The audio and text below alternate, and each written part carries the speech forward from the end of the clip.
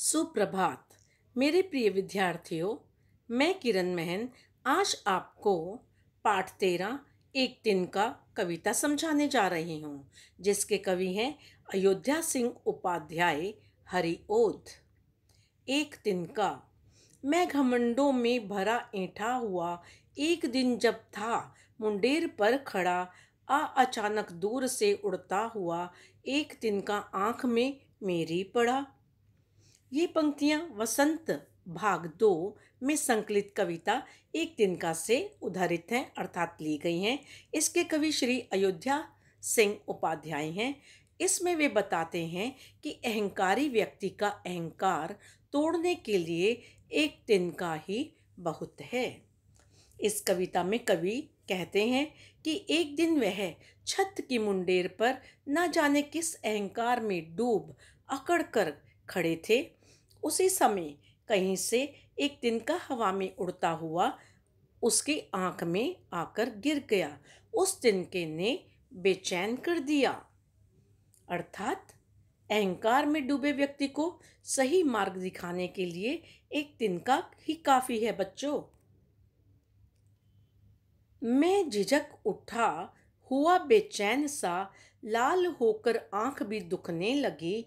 मूठ देने लोग कपड़े की लगे, ऐंठ बेचारी दबे पांवों भागी। ये पंक्तियां एक तिनका नामक कविता से ली गई हैं। इसके कवि श्री अयोध्या सिंह उपाध्याय जी हैं।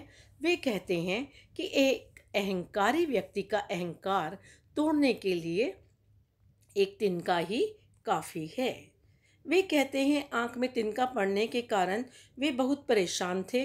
फिर तिनके की रगड़ से बेचैन हो दर्द के कारण आंख रगड़ने लगे। आंख लाल होकर दुखने लगी। आंख से तिनका निकालने के लिए अन्य लोग उनकी मदद करने के लिए आंख पर कपड़े की मूठ से सेकने लगे। लोगों को एक तिनके के आगे विवश देखकर उनकी अकड़ चुपचाप वहां से चली गई। जब किसी ढब से निकल तिनका गया, तब समझने यूं मुझे ताने दिए। ऐंठता तू किस लिए इतना रहा, एक तिनका है बहुत तेरे लिए। ये पंक्तियां भी एक तिनका कविता से ली गई हैं। इसके कवि श्री अयोध्या सिंह उपाध्याय हैं।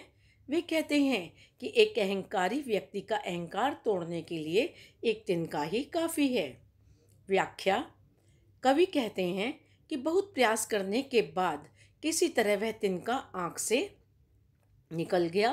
तिनका निकलने पर समझ रूपी आत्मा ने उसे धिक्कारा कि वह अपने अहंकार में किस लिए अकड़ रहा था, जबकि एक छोटे से तिनके के आगे इतना विवश हो गया था।